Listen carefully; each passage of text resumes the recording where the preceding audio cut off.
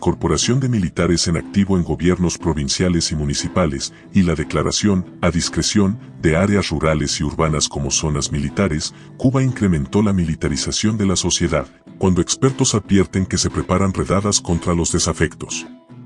La resolución y disposiciones publicadas en la Gaceta Oficial, el 3 de junio de 2024, establece que en las nuevas zonas militares, a las cuales se prohíbe el libre acceso, existe un sistema especial de orden y vigilancia, y se instalan carteles con la leyenda "No pase", zona militar, en español e inglés. La justificación dada en la resolución expresa que se adopta a partir de acciones del enemigo exiliado en los Estados Unidos de América en coordinación con desafectos y exmiembros de las Fuerzas Armadas, contra áreas militares, de producción agropecuaria, y otras.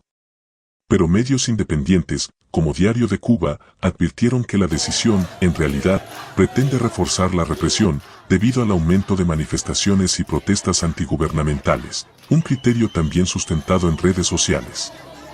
Uno de los comentaristas, identificado como Pedro Benítez, considera que se trata de establecer la presencia militar en áreas urbanas y rurales para reprimir las protestas.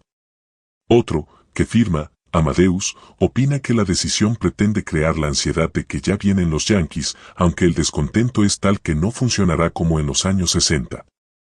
Casi coincidentemente, la organización Prisoners Defenders reveló que el régimen comenzó una campaña para incrementar el número de condenas precriminales, es decir, por conductas que se consideren contrarias al régimen socialista, aunque no hayan cometido delito. Basándose en explicaciones de funcionarios cubanos, la organización aseguró que se proyecta sustentar la represión en 2 artículos del Código Penal. El primero de ellos es el que establece la existencia de advertencias a quienes sean considerados proclives a delinquir o quebrantar el orden social y constitucional. El segundo artículo aplica el delito de desobediencia a quienes no obedezcan esas advertencias. La condena puede ser de 6 meses a 2 años de prisión por cada advertencia, aunque no se haya cometido un delito. Esos artículos sustituyeron, en el Código Penal, los que amparaban condenas por conductas predelictivas, mediante los cuales, en 2022, cumplían penas medias de casi 3 años, más de 11.000 jóvenes, en su mayoría afrocubanos, y no pertenecientes a organizaciones opositoras. Según Prisoner Defenders, el objetivo es disminuir la cifra de presos políticos que afecta la imagen internacional del gobierno y argumentar que los desafectos fueron detenidos por desobediencia penal precriminal, y no por acciones políticas. La organización también llamó la atención sobre la similitud de esa figura delictiva con el Código Penal de la Alemania nazi, que consideraba antisociales a prostitutas, homosexuales, mendigos y repetidores de comentarios antinazis, entre otros. Precisa que la ley cubana también copia frases textuales de leyes españolas, como la de vagos y maleantes, ampliada por el dictador Francisco Franco con la Ley sobre Peligrosidad y Rehabilitación Social.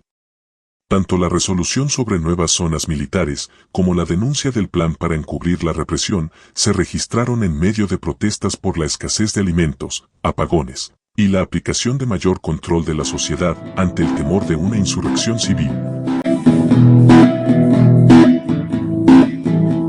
Si quieres seguir al tanto de informaciones sobre Cuba con un enfoque diferente al oficial, suscríbete al canal. También puedes apoyar nuestro proyecto de información compartiendo estos videos con tus conocidos y con tus likes.